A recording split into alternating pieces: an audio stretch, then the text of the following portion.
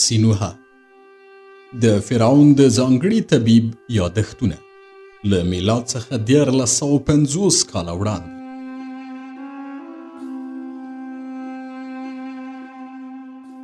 دریم څپرکی د طب لومړنی ښوونځی.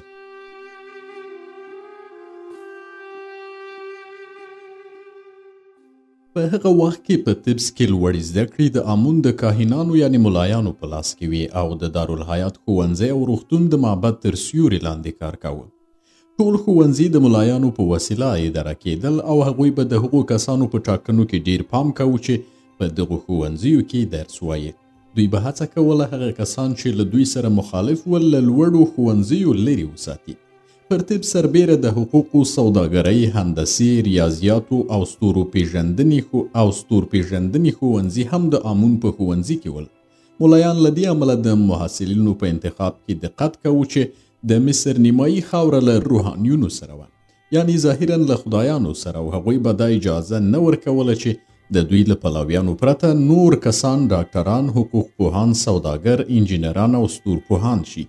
د پوځ افسرانو هم تر دې وړاندې چې پوځ ته لاړ شي د حقوقو په ښوونځي کې یو پړاو درس وایه. نو د آمون د معبد ملایانو به د مصر په ټول پوځي او اداري سیستم حکومت کاوه.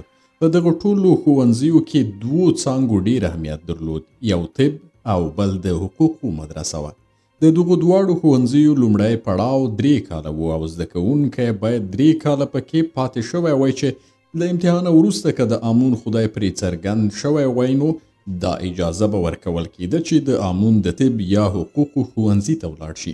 دا به په راتلونکو څپرکو کې درته ووایم چې د آمون خدای به څرنګه محصلینو ته څرګندېده، خو اوس وایم چې په پخواني مصر کې شاګرد د دې لپاره 3 کاله په مقدماتي پړاو کې تیرول چې هر ډول خپلواک فکر او نظریې له پخوا ورسره وي د دوی په وجود کې له منځه یوسي.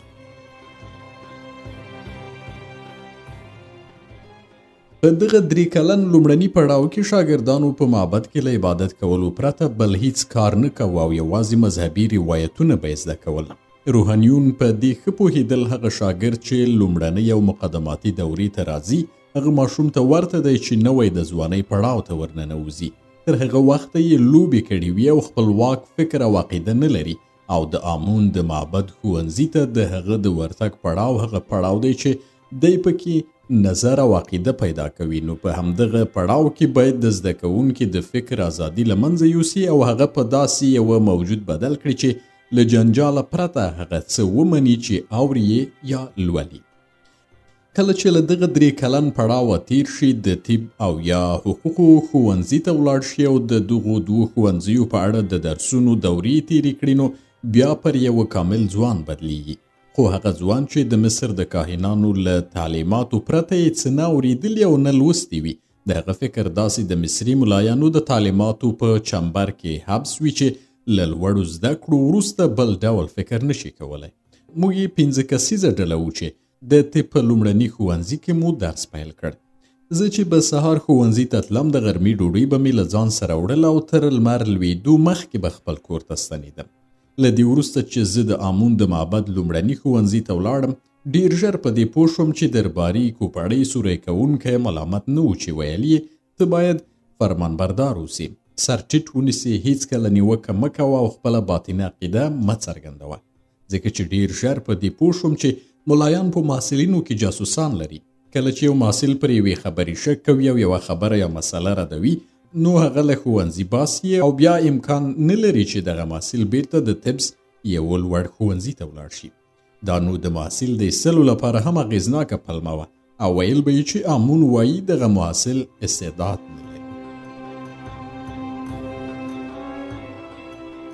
پر کومه ورځ چې ښوونځي ته لاړم 14 کلن وم او له دې سره سره چې د ښوونځي تر ټولو کوچنی محصل وم او تر نورو زده کوونکو چې ډیری پکې د سترو روحانیونو او اشرافو زامن ول ډیر پوه او بااستعداده وم او ویلی شم چې که زه یې په هماغه وخت کې د طب ښوونځي ته داخل کړی وای هم زده کړې مې کولی شوې او په هر څه پوهېدی شوم ځکه چې له لیک لوست پرته مې علمي معلومات هم درلودل.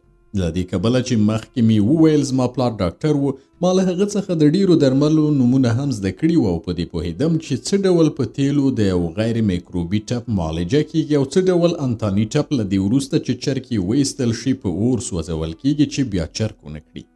ما دا لیدلی ول چې څه ډول زما پلار د یوې دانې مرستې ته ورځي او له یو کلک لرګي څخه په ګټنې سره د مور په خېټه کې ماشوم ټوټه کوي او د هغې ټوټې له نسه راباسي چې مور له مرګه وژغورل شي.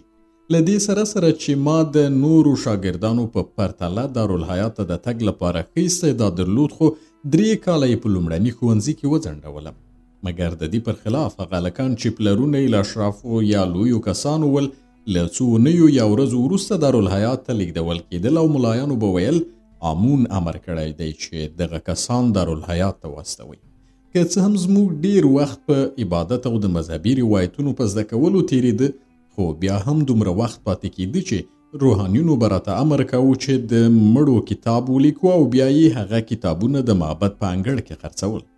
له 3 کلونو وروسته چې ما د وخت له ضایع کولو پرته بل اغیزناک کار ونه کړ، هغو هلکانو ته چې زه هم پکې وم او د اشرافو له ډلې څخه نه و خبر راکړل شو چې دارالحیات ته د تګ لپاره چمتو شو.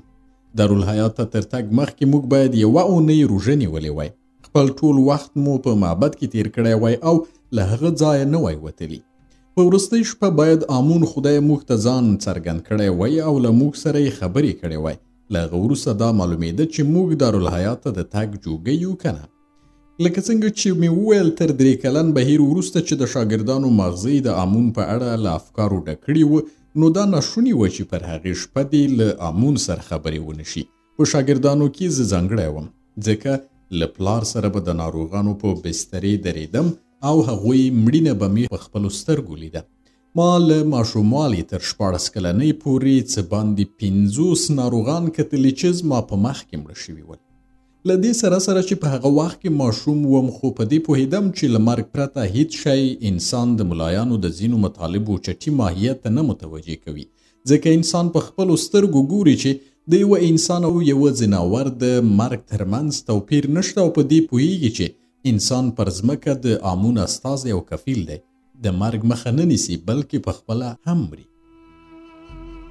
انسان چې کله مرګ ویني په دې پوهېږي چې ټول مطالب او عقیدې چټي دي او هر څه چټي ورته ښکاري. نورو شاګردانو زما په شان په وار د خلکو مرګ نه ولیدلی، ځکه خو یې زما په شان د ملایانو د روایتونو په اړه فکر نشو کولی. له دې وروسته چې 1 اونۍ مو په معبد کې تیره کړه او روژه مو ونیوله، پر 8مه ورځ یې زموږ سرونه راوخریل او د معبد په لوی حوض کې ووینځلو. بیا یې ډېر زیږه کالي چې د دارالحیات رسمي جامې وې راواغوستلې. د لمر لوېدو پر وخت چې آمون د لوېدیځو غونډیو تر شا پټېده، یعنی دلته له آمون څخه مقصد لمر دی چې په عین حال کې د مصر لوی خدای هم و.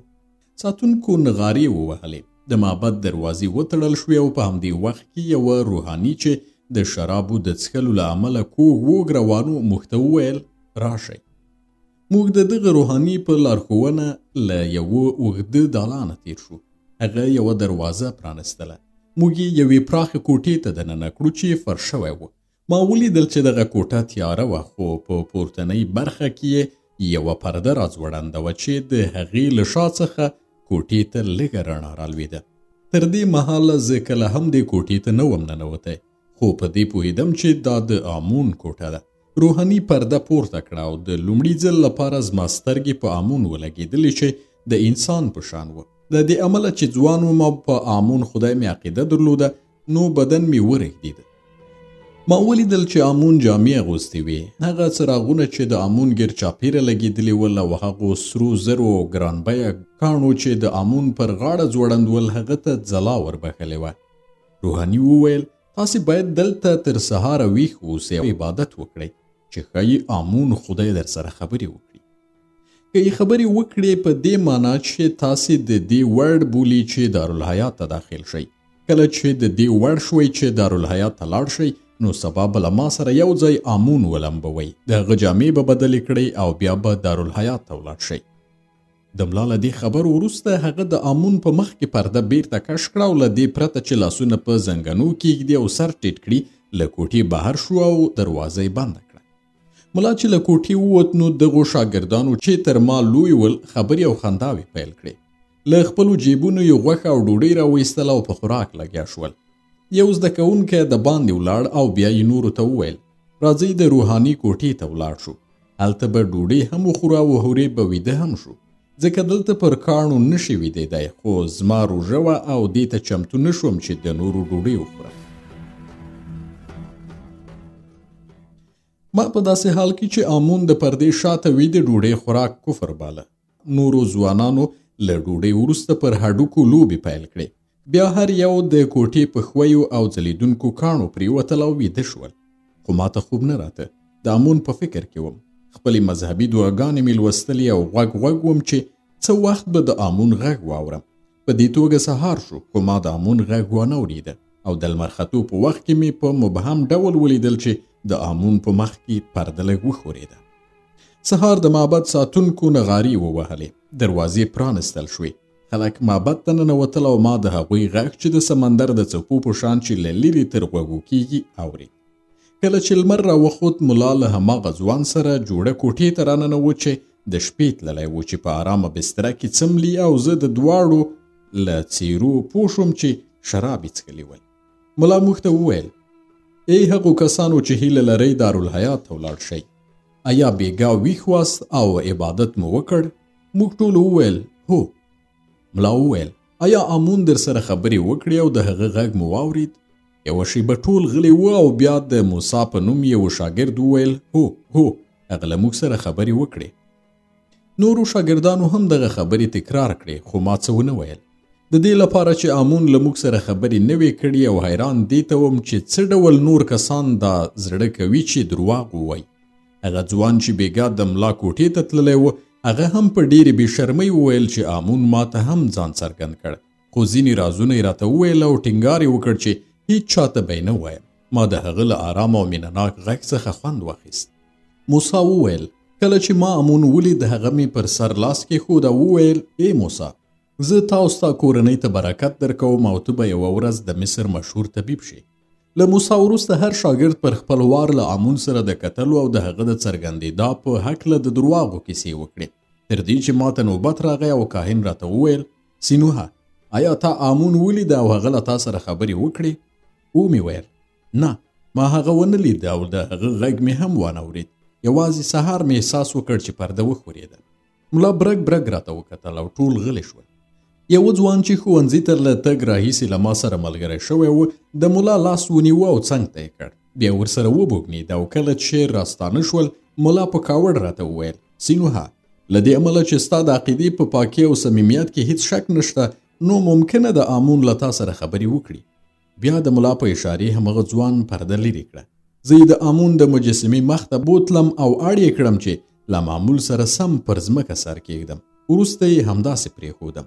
ناڅاپه په کوټه کې یو غږ انګازې وکړې او ما ته یې وویل سینوهه، ما بېګا هم غوښتل چې له تا سره خبرې وکړم، خو ته ډېر ټمبل یې، ویده شوی وې. ما سر راپورته کړ او ومې لیدل چې غږ د امون له خولې راوځي. بیا هماغه غږ وویل سینوهه، زه امون یم او په دې جرم چې بېګا دې غفلت کړی باید تا د خوړونکي خدای په خولې کې واچوم، خو زه پوهیږم چې ته پر ما عقیده لرې او له همدې امله دې دا ځل بخم او ټکی ټک. له دې وروسته زه پوه شوم چې دغه غږ څه وویل، ځکه چې پوه شوم دغه غږ چې د امون له خولې راووت د هغه نه بلکې د هماغه ملا دی چې هلته موجود و. له دې وروسته د کرکې، غوسې او عبرت یو حالت راته پیدا شو، تر دې چې ملا راغی او زه یې له ځمکې پورته کړم او ویې ویل راشه او د امون په وینځلو او د جامو په بدلولو کې راسره مرسته وکړه. زه سم نه پوهېدم چې څه ډول مې د امون په وینځلو او د هغه د جامو په بدلولو کې له نورو سره مرسته وکړه، ځکه چې فکر مې پریشانه و او داسې احساس مې کاوه چې زما عقیدې یو لوی او نه جبرانېدونکی ګزار خوړلی دی. پر هغې ورځ یې زما پر سر سپېڅلې غوړي وموښل او یو پاپیروس یعنې مصري کاغذ یې راکړ چې دارالحیات ته زما د ننوتو حکم و. کله چې دارالحیات ته زما د ننوتو تشریفات پای ته ورسېدل او زه له معبده بهر شوم چې کور ته لاړ شم، نو له ډېرې کرکې او خفګانه کانګې راغلې او زړه مې بد شو.